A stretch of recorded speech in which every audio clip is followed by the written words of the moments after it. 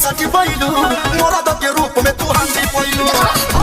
क्या कलू भैया, क्या बोल रहे हैं महाराज? मतलब मर्द के रूप में हाथी पहले। भैया इतना मजाक कौन उड़ाता है भैया अपना एक्स का? अरे छोड़ के चली गई तो चली गई, लेकिन आप तो उनको लगातार ट्रोल कर रहे हैं भैया, बताइए।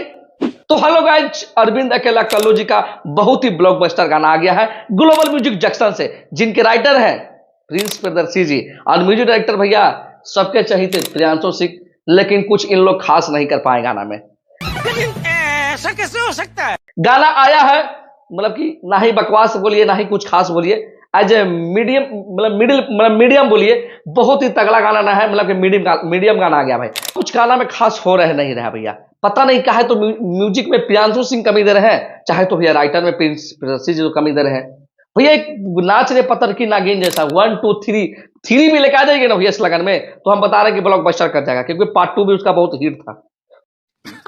सही पकड़े हैं। तो भैया ऐसा क्यों हो रहा है? आप जो गाना ला रहे हैं हाथी वाला, भैया इस गाना का कहानी तो नॉर्मल है भाई। जो कल्लू जी का एक्स थी उसको छोड़ के चली गई पैसा के चलते, और कोई मोटा था, मोटा भैया जिसके पास पैसा हो तो समूह मोटा रहता है भाई, मुझको छोड़ा के कहा कि भैया हम मतलब मोटा है लेकिन पैसा मेरे पास है नहीं। मुझ पे ट्रोल मत कर देना कोई आदमी, जिसके पास जो आदमी मोटा है उसके पास पैसा है भैया। अब उस भैया भी तो देखे जिसके पास पैसा उसी के पास लड़की जा रही है तो चली गई, तो नॉर्मल कहानी है भैया। लेकिन गाना का बीट समझ में नहीं आ रहा, म्यूजिक समझ में नहीं आ रहा है, तो समझ में नहीं आ रहा है भैया। क्योंकि एक बोला जाता है ना कि एक धुन था भैया, मतलब कल्लू जी का गाना आते ही लोग थिरकते थे, डीजे पर नाचते थे, लेकिन कुछ ऐसा हो नहीं रहा। पता नहीं मसाला के क्यों कमी हो रहा है गाना में, अब समझ में नहीं आ रहा। हमें लगता है कि भोजपुरी में अश्लीलता कम हो गया इसलिए मसाला की कमी हो रही है, कि भोजपुरी में अश्लीलता तो सरकार हटाइए, उसको फिर से चालू कर दिया जाए, उसके बाद गाने मजे लगने लगे सुनने में आपको।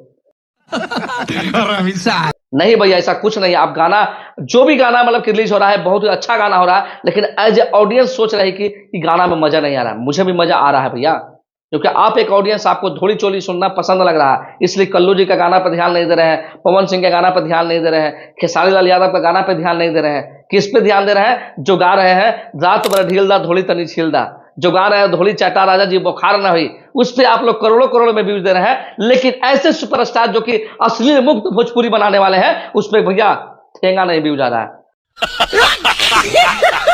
तो कहां से कब तक सिंगर भैया अपना पॉकेट से खर्चा लगा के गाना गाते रहेंगे आप लोग के बीच? करोड़ों करोड़ रुपया का गाना लाते रहे, जब तक कमाएंगे नहीं तब तक नहीं लाएंगे ना। तो आप लोग जाइए अभी ग्लोबल म्यूजिक जंक्शन सर्च मारिए, कल्लू जी का गाना भैया 1 नंबर पर आया है, तो जाके फटाक से सुनिए और 1 नंबर ट्रेंडिंग पर ला दीजिए भैया, क्योंकि वो गाना बहुत ही तगड़ा है।